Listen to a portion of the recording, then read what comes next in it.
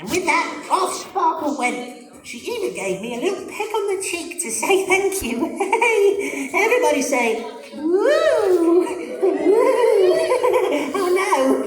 As Sparkle disappeared into the distance, I turned to little Bugs, but to my surprise, he wasn't there.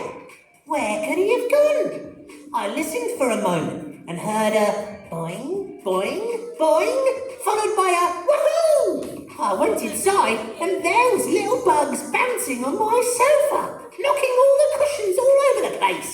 Oi, get down from there, Bugs, I said with a chuckle. One more bounce, Uncle Sid, he cried, and with a whee, he bounced up high and landed with a doink right next to the big row of surfboards I keep stacked together inside my shack. He wobbled like this as he landed, whoa, and bumped into the surfboards.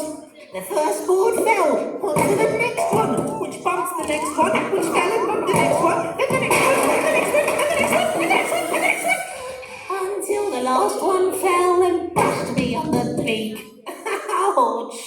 Sorry, Uncle Sid, said Bugs. I couldn't be annoyed with him because he's so cute.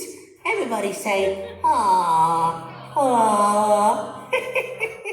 Anyway, to keep him out of mischief, I decided to take him on a tour of Startown to meet all my friends.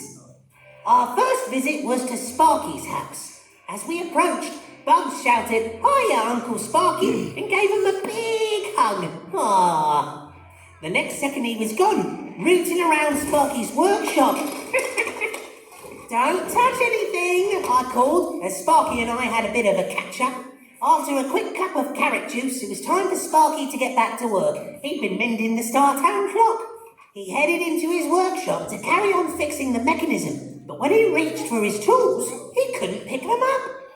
Bugs had only gone and chewed all the carrot handles off them. It's okay, laughed Sparky. I've got loads more carrots growing in the garden. I'll have new handles in no time. But as we went outside, we heard a pop, pop, pop, pop, pop, pop, pop, pop, pop, pop, as each of the carrot tops disappeared under the ground. Sparky ran to try and stop them disappearing, got his foot caught in one of the holes, tripped, went flying through the air, whee! And landed on the muck heap that he used to help the carrots grow. He came out all covered in manure. Phew-wee! Everybody hold your nose and go, phew-wee! What a pong! Yeah, you've guessed it. Bugs had only gone and chewed through all the carrots in the garden as well. Sorry, Uncle Sparky, Bugs said quietly as he looked up with a tear in his big blue eyes. I was hungry. He was expecting big trouble. Everybody say, ah, ah. Oh, that's all right, you little scamp, said Sparky, unable to resist his big blue sorry eyes. As Sparky went to grab a shower, I said to Bugs, let's go and visit Lizzie and try to be a bit more helpful this time. And so off we went. Now, Sparkle had told Lizzie to expect a visit from us and had laid on a special tea.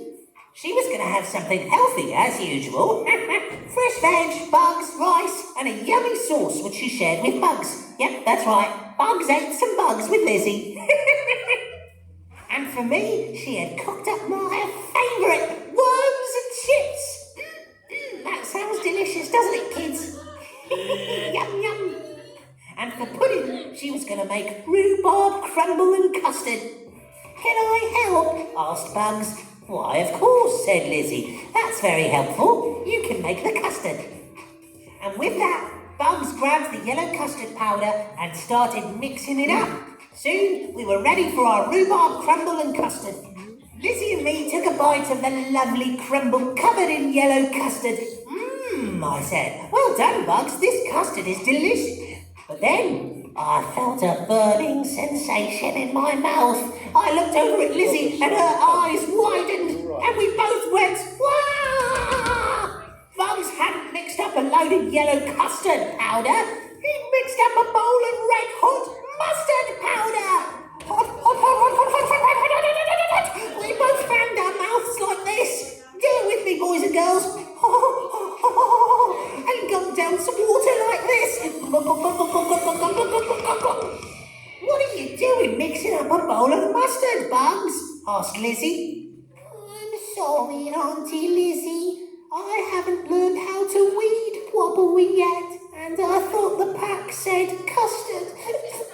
He sniffed, looking at her with his big blue eyes.